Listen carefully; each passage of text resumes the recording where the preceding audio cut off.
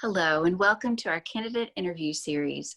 My name is Robin Swan. I'm the Director of Government Affairs at the Winter Park Chamber of Commerce. This series allows us to hear from the candidates who are participating in our virtual political mingle, a forum held on July 29th where you, our guests, can learn more about the candidates and vote in a straw poll. Today, we're pleased to welcome Karen Castor Dentel. Karen is running for re-election to the Orange County the Orange County School Board representing District 6. Karen, thank you so much for joining us. Thank you. Thank you for having me. So I'm going to ask you three questions, the same three questions we've asked all the other candidates. The first question is, what is your primary motivation for running for re-election? Well, thank you for having me. And my primary motivation, as you mentioned, is I'm running for re-election. I've served 2 years on the board. I finished up a term when my predecessor left early. And so I think that I feel like we just got started with the board direction. So my main goal for running is to give voice from the public, whether it's parents or teachers or school staff, and even student perspectives. I want to give those voices to the board so that we can make decisions that benefit everyone. A lot of people believe that our school district is kind of a top-down approach to management, and I want to make sure that there's conversations and communication going the other direction as well. I think that's a better way to make policy. I'm a parent, and my daughter is at Winter Park High School. My son graduated last year. And I know that the parent perspective is very different from the teacher perspective. And I think that really helps my decision-making on the board. Great. And how else do you feel you're uniquely qualified to run for the position again? Well, when I ran 2 years ago, I ran again as a parent, and that keeps me in contact with other parents in the community, and I get to hear what their experiences are. But I also have 15 years of experience teaching in Orange County Public Schools. And so I know the district from the inside out, and that helps me not just with that perspective, but I know what questions to ask, and I know when policies are made at the dais, at the board level, and how they're actually carried out in the classroom, they don't always match. So I'm able to ask questions to help craft those policies to really help where the policies are enacted. But I think it's so important to have that engagement and someone who is informed, someone who has that parent perspective and the teacher perspective. I also spent time with the Children's Home Society of Florida as the director of community school development.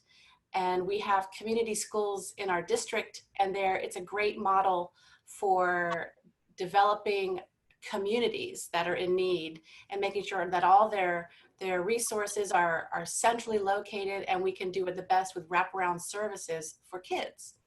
I also have my elementary education degree from Vanderbilt. I have a master's degree in literacy from University of North Carolina.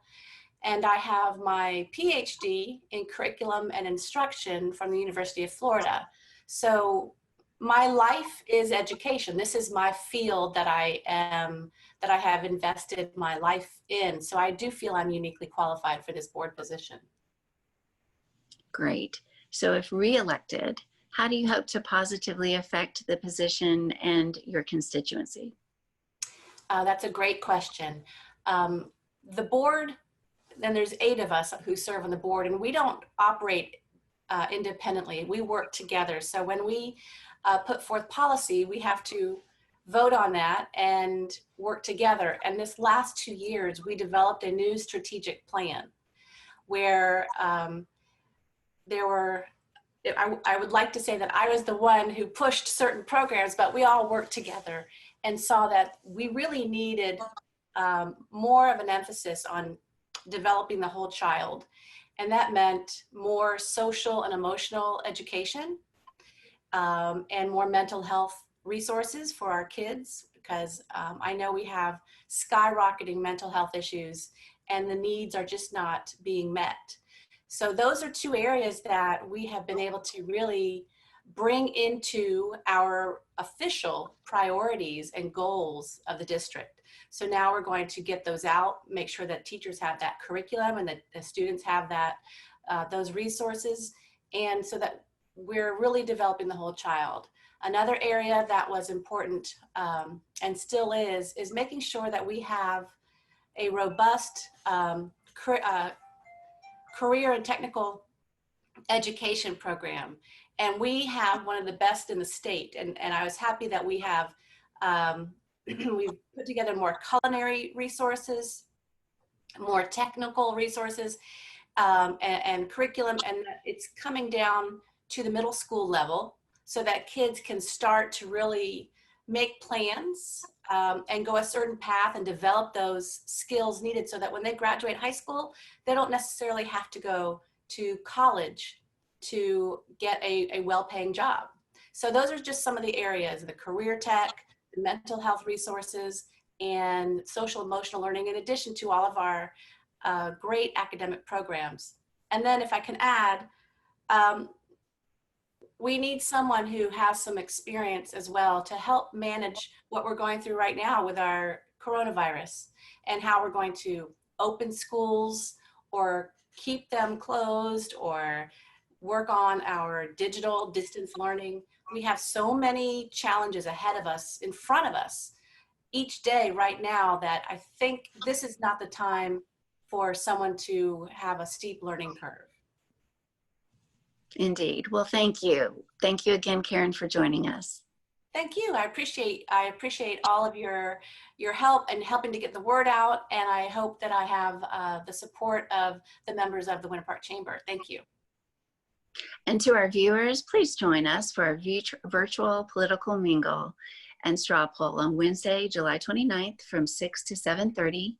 We also want to thank our political mingle sponsors: presenting sponsor Charter Communications and supporting sponsor the University of Central Florida.